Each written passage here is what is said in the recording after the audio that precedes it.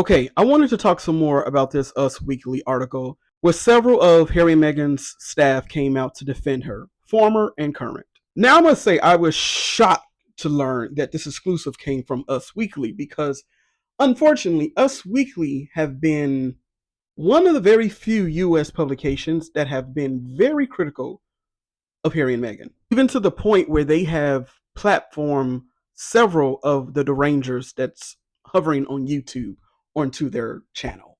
But to my knowledge, the editor of the magazine has switched, and the editor that is now at Us Weekly was the editor that was at People magazine.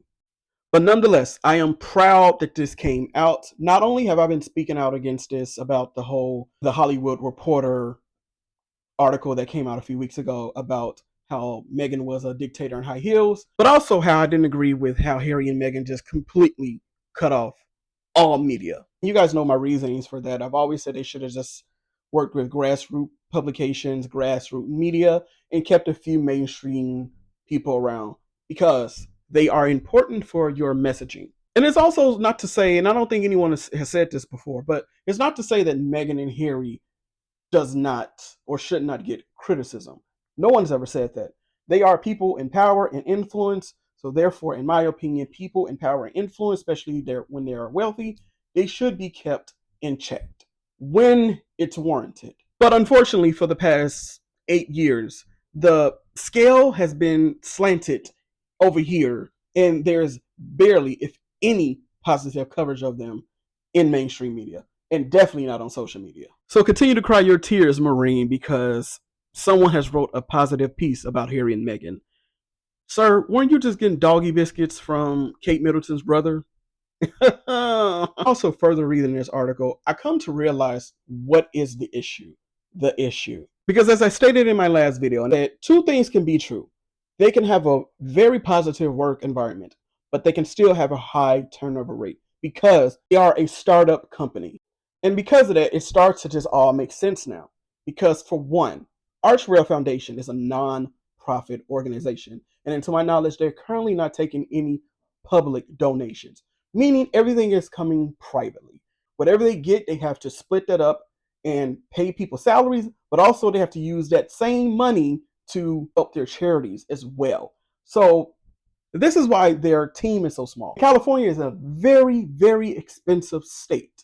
I don't know about you guys who aren't fully aware how things operate out here, but in California, making over 100K does not guarantee you a life of happiness. There are still people struggling just making 100K a year. And I say that to say it's because maybe one of the reasons why their turnover rate in the US is so high is because maybe the salaries aren't enough. That is not to say anything bad, but it's just to say that sometimes if you get a better opportunity with more pay, you're going to take that opportunity. It's just what it is. Nonprofit organizations are very hard. It's a very hard thing. And I don't know much about it, but I know enough to say that it ain't easy.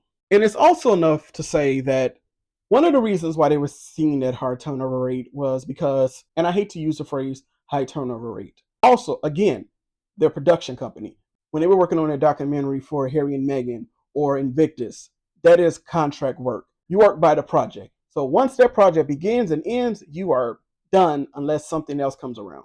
So many people work like that here in Hollywood.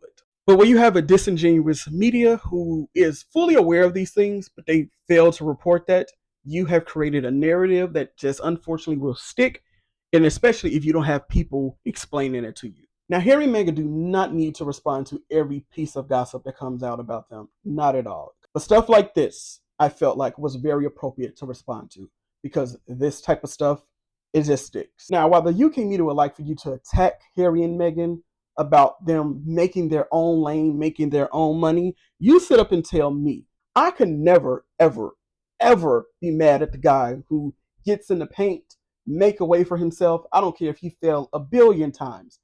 He made his way and he kept getting himself out that mud, out the paint.